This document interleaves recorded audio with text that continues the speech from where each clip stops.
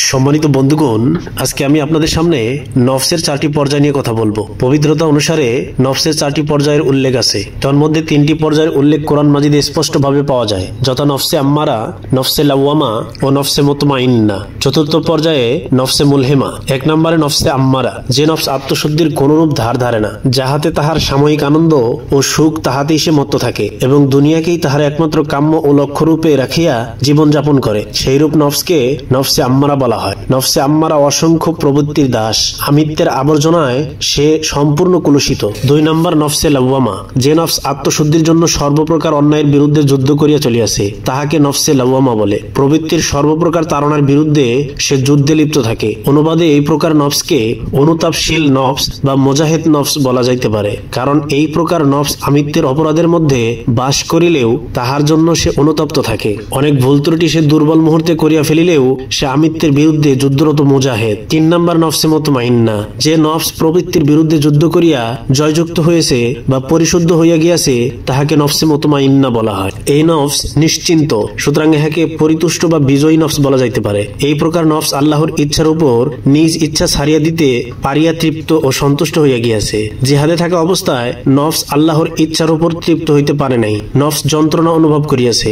নফস এখন নিজের বিরুদ্ধে যুদ্ধে জয়ী হইয়া আমিত্ব এক প্রকার ত্যাগ করিতে পারিয়াছে, তাই সে মসজিদে দাখিল হইয়া নিশ্চিন্ত হইতে পারিয়াছে। নফসের রোদন ও জ্বালা যন্ত্রণা ইত্যাদি সবই দূর হইয়া গিয়াছে। প্রকৃতি তাহার দাস হইয়া সেবায় নিযুক্ত হইয়া গিয়াছে, সুতরাং কেতাবের সঙ্গে বিরোধ মিটিয়া গিয়াছে।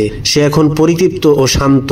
নফসে মুতমাইন্না সম্বন্ধে মুসলমানদের ধর্মগ্রন্থ আল কোরআনের 79 নম্বর সূরার 27 থেকে 30 নম্বর আয়াতে বলা হয়েছে, ইয়া আইয়াতুহান নাফসুল মুতমাইন্না ইরজিই ইলা রাব্বিকি রাদিয়াতাম মারদিয়া ফাদখুলি ফি ইবাদি ওয়াদখুলি জান্নাতি। মুতমাইন্না নফসকে লক্ষ্য করিয়া আল্লাহ বলিয়াছেন, হে মুতমাইন্না নফস, তুমি তোমার রবের দিকে ফিরে আসো, তুমি আল্লাহর সন্তুষ্ট এবং আল্লাহ হইতে সন্তোষপ্রাপ্ত, সুতরাং আমার সেবক দলে প্রবেশ করো এবং আমার জান্নাতে প্রবেশ করো। নফস এই পর্যায়ে আসিলে আল্লাহ তাআলা তাহাকে দাস বলিয়া স্বীকৃতি দান করেন এবং জান্নাতে প্রবেশ করায় দেন। নফসে মুলহিমা, যে পরিশুদ্ধ নফস সর্বদা আল্লাহ হইতে ইলহাম এর দ্বারা পরিচালিত হন, আপন ইচ্ছায় কোনো কর্মই করেন না, তাহাকে নফসে মুলহিমা বলে। আল্লাহর প্রত্যক্ষ বাণী দ্বারা তাহার প্রতিটি কর্ম পরিচালিত হয়। এই পর্যায়ে নফস পাপ পুণ্যের ঊর্ধ্বে চলিয়া যায়, কারণ যাহা আদিষ্ট হয় তাহাই করে এবং মানবীয় ত্রুটি সেখানে থাকে না।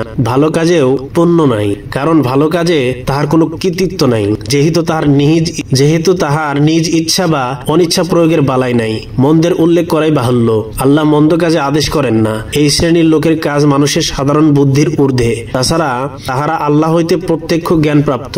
আপাত দৃষ্টিতে অন্যায় কোনো কাজ তাহাদিগ হইতে প্রকাশ পাইলে তাতে নিগুড় রহস্য আছে বলে মনে করিতে হবে। উদাহরণস্বরূপ হযরত খিজির আলাইহিস সালাতু ওয়াস সালামের 3টি ঘটনা মাজিদে উল্লেখ আছে।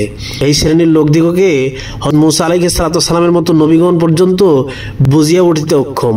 তাহাদিগের শান আল্লাহর শানের সঙ্গে সময়সূত্রে গঠিত। এ আল্লাহর আরশ। ধন্যবাদ সবাইকে। ভালো অবশ্যই চ্যানেলটি সাবস্ক্রাইব করবেন।